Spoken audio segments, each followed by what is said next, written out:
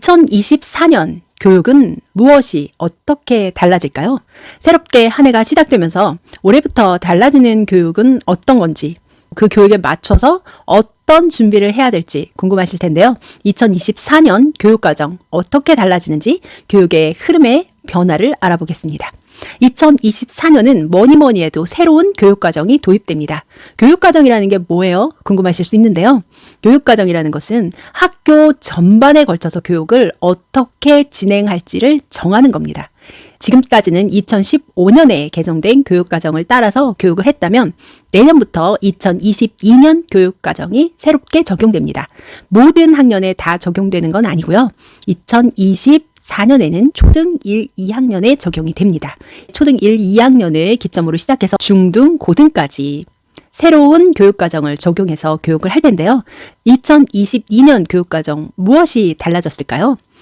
2022 개정 교육과정의 특징을 살펴보면 미래 사회에 필요한 대응 능력과 기초 소양을 길러준다고 합니다. 그 소양 중에 포함된 것이 언어, 수리, 디지털 소양입니다. 인공지능과 디지털 시대에 맞춰서 교육을 해주겠다라고 교육과정의 방향을 잡았습니다. 학생 개개인의 성장에 맞춰서 맞춤 교육을 하고요. 전체 구성원이 공동체로 살아갈 수 있도록 강화하는 교육을 실현합니다. 학생들의 진로에 맞춤 설계를 할 수 있도록 학교에서 진로 교육을 강화해서 학생들이 어떤 진로 맞춤 교육을 실시한다고 해요. 저희 학교에서도 교육과정 대토론회를 통해서 어떤 교육이 가장 필요한가요? 라고 물었을 때 학부모님도 학생들도 중학교에서 진로 연계 교육을 많이 했으면 좋겠다. 아이들의 진로의 방향을 찾았으면 좋겠다라는 의견이 많이 나왔는데요. 그만큼 아이들이 진로를 준비할 수 있는 키트를 학교에서 잡아주기를 원하고 계시다는 뜻일 거예요. 그런 부분을 강화해서 새로운 교육과정을 마련한다고 합니다. 학생들의 주도성을 키울 수 있는 교육을 실현합니다. 아이들이 스스로 뭔가 해보고 거기서 결과를 찾고 느낄 수 있는 그런 활동들을 많이 넣는다는 건데요. 새롭게 개정되는 2022 개정 교육과정 내용 어떠세요? 괜찮죠? 네, 아이들한테 유익하게 적용이 됐으면 하는 바람이 있는데요. 구체적으로 어떻게 달라지는지 하나씩 알아볼까요? 언어와 수리, 디지털 소양을 아이들이 갖춰야 할 기본 역량으로 잡았습니다. 디지털 소양 교육을 더 강화한다는 이야기인데요. 2025년부터는 디지털 교과서를 사용한다고 합니다. 디지털 교과서가 적용이 되면 영어, 수학, 정보 과목에서 디지털 교과서를 활용한 수업을 하게 될 텐데요. 아이들은 정말 좋아할 것 같아요. 아이들은 워낙 디지털 세대니까요. 디지털 교과서에 대한 반대의 의견도 참 많죠. 아이들이 어찌 됐든 오프라인에서 책으로 공부를 하고 책으로 공부할 때와 디지털 교과서로 공부할 때 활성화되는 뇌가 다르다고 해서 걱정하시는 분들도 많은데요. 일단 사용자 중심. 아이들이 원하는 방향, 아이들이 더 잘 받아들일 수 있는 방향으로 교과서가 개발이 되고 그 부분을 잘 적용할 수 있을 것으로 보입니다. 이 디지털 교과서를 사용하기 위해서 선도교사를 뽑아서 선생님들을 교육하고 2025년에 디지털 교과서를 잘 활용할 수 있도록 연습을 시키고 있습니다. 미래사회에서 필요한 역량이 디지털 소양임을 부인할 수는 없잖아요. 모든 교과에서 디지털 소양을 잘 활용하고 닦을 수 있도록 하는 요소를 넣는다고 하니까요. 아이들이 조금 더 재미있고 자신에게 맞는 방법으로 교육을 받을 수 있을 것 같은 생각이 드네요. 초등학교 1, 2학년 교육과정이 바뀌면 어떤 것들이 바뀔까요? 초등학교 1학년에 입학을 하면 학교 적응 기간이라는 것을 가졌잖아요. 이것이 창의적 체험 활동과 겹치는 부분이 있어서요. 이런 부분을 줄이고 학기 초에 국어 시간을 활용해서 한글 헤드 교육을 강화한다고 합니다. 물론 한글을 익히지 못하고 학교에 오는 친구들이 많지 않은 건 사실이지만 한글 헤드 교육을 통해서 학교에 적응할 수 있는 기회를 마련한다고 하네요. 주 2회 이상 학생들이 발달 단계에 맞춰서 신체 활동이나 실외 활동을 할 수 있도록 초등학교 1, 2학년 즐거운 생활을 교과의 재구조화를 통해서 변경한다고 합니다. 초등학교 1, 2학년은요. 아무래도 신체 활동을 통해서 배우는 시기입니다. 가만히 앉아서 공부하는 것보다도 활동을 통해서 배우는 양이 많은 만큼 아이들의 발달 단계에 맞춰서 교육을 변화해 주겠다는 의지가 느껴지네요. 초등학교는 이렇게 바뀌고요.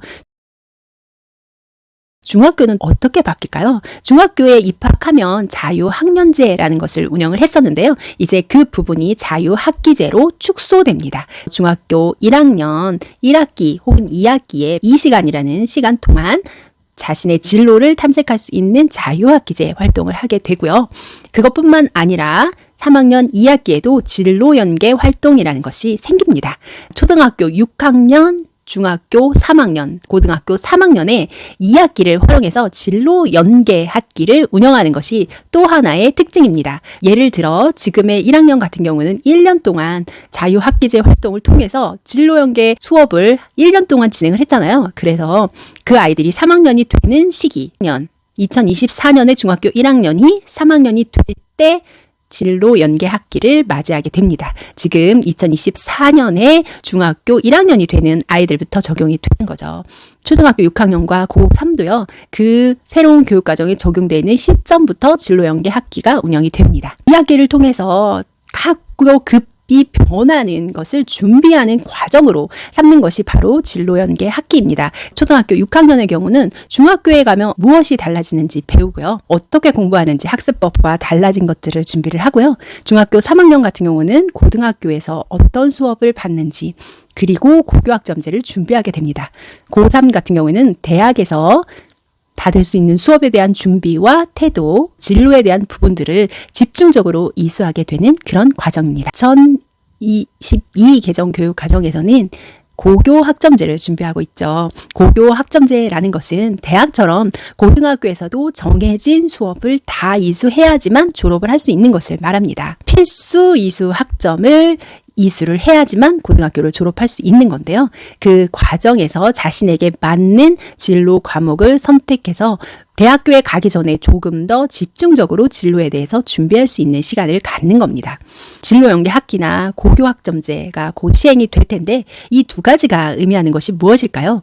아이들의 진로를 조금 더 명확하게 빨리 찾아주자는 의미가 있겠죠. 초등학교 6학년부터 중학교 3학년까지 과정에서 고교 학점제를 준비를 하고요. 그 안에서 나한테 필요한 진로는 무엇이고 나에게 어울리는 진로는 무엇인가를 찾는 과정이 생성이 된다는 겁니다. 그래서 이 변화를 살펴볼 때 지금 우리가 준비해야 될 것은 아이들이 어떤 진로를 준비해야 될지 진로의 기본 방향을 찾는 것입니다. 당장 아무 준비도 없이 고등학교에 들어가면 계획을 세울 때 힘들어집니다. 내가 어느 분야의 진로 쪽으로 나가야 할지 정확하게 직업은 아니더라도 어느 분야로 가야겠다. 경상 분야로 가야겠다와 같은 분야 정도는 정하고 고등학교에 입학하는 것이 좋다는 이야기입니다. 초등 때부터 중1, 중2, 중3을 지나면서 아이들이 다양한 진로를 체험해서 자신들의 진로 방향을 꼭 정하고 고등학교에 입학할 수 있도록 해주시는 게 중요합니다.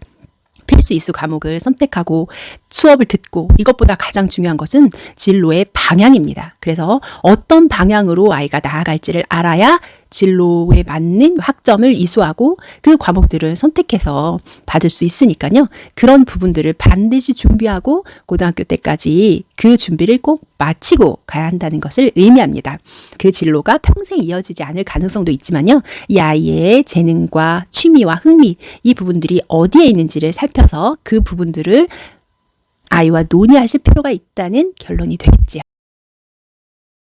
디지털 세대의 문해력에 대한 걱정이 참 많습니다. 2022 교육과정에서 강조하는 것이 학생들의 문해력 교육입니다. 초등학교 저학년의 국어 시간 수업을 늘려서 어린 아이들의 문해력을 더 키우겠다는 그런 계산이 있어요. 초등학교 1, 2학년도 교육과정이 바뀌면 국어 시간이 확대되어서 한글을 해독하는 능력을 점점 더 확장시켜서 아이들이 문해력에 이상이 없도록 교육하겠다는 것이 조금 달라진 점입니다. 앞으로 서술형, 논술형 평가가 늘어난다는 것이 전체의 기본 골자이기 때문에 그것에 적합하게 아이들의 문해력을 키우는 것이 중요합니다. 여기서 또 하나의 포인트를 잡을 수 있겠죠. 아이들 서술형, 논술형 평가에 대비하기 위해서 아이들의 문해력 교육에 조금 더 중점을 두셔야 합니다. 실제적으로 고등학교에서 아이들 대학에 보내보신 학부모님들 공통적으로 이야기하시는 게 가장 어려운 과목이 국어라는 겁니다. 국어는 잠깐 공부했다고 해서 성적이 오르는 과목이 절대 아닙니다. 어려서부터 문해력을 키워주시고 국어에 강점을 주시는 게 좋은데요. 이거는 흔히 말하는 책 읽기만 해서 되는 능력은 아닙니다. 다양하게 국어의 영역을 건드려 주시고 아이들한테 흡수시킬 필요가 있습니다. 예를 들어 어휘를 잘 알아야지만 내용을 파악할 수 있겠죠. 내용을 파악한다고 해도 그 흐름을 파악할 수 있는 사고력도 필요하고요. 흐름을 파악하고 나서 비판적으로 그 내용을 수용할 수 있는 능력 등등 글자를 읽는 것이 아니라 그 안의 내용을 흡수해서 내 것으로 만들어내는 능력이 필요합니다. 달라지는 2024년 교육과정에 맞추고 아이들을 그 흐름에 잘 따라가게 하려면 문해력, 국어 중심의 교육을 확장시켜야 된다는 포인트를 얻을 수 있겠죠. 영어도 마찬가지입니다. 영어가 절대평가로 바뀌긴 했지만 영어에서 1등급을 받는 학생들의 비율이 그렇게 높지 않습니다. 대략 7.8% 정도 된다고 해요. 실제적으로 그렇게 많은 비율은 아니거든요. 영어도 기본이 되는 것은 문해력입니다. 영어도 잘하려면 문해력을 잘 준비하고 글의 내용을 흡수할 수 있다면, 국어를 잘한다면 영어는 그야말로 잘 할 수밖에 없으니까요. 그 부분을 참고하셔서 준비하시면 좋을 것 같습니다. 2024년 교육 어떤 것들이 달라지는지 알아봤습니다. 2024년에 새로운 교육과정이 도입되는데 초등학교 1, 2학년만 해당이 돼서 내 아이는 아닌데 라고 소홀하게 생각하실 수 있는데요. 새로운 교육과정이 시작된다는 것은 교육의 방향이 새롭게 바뀐다는 걸 의미합니다. 매년 단계에 맞춰서 아이들의 교육과정이 적용되기 때문에 금세 내 아이도 새로운 교육과정에 적용하게 되어 있습니다. 새로운 교육과정에서 중요시하는 것이 무엇인지 살펴보시고요. 디지털, 진로, 언어 소양, 수리 소양은 기본이겠죠. 이 부분들을 중점적으로 길러주시고 아이들이 서술형이나 논술형 평가까지 대비할 수 있는 그런 바탕을 마련해 주시면 어떨까라는 생각이 드네요. 2024년 새롭게 시작했는데 교육의 방향을 알고 교육을 해야 흔들리지 않습니다.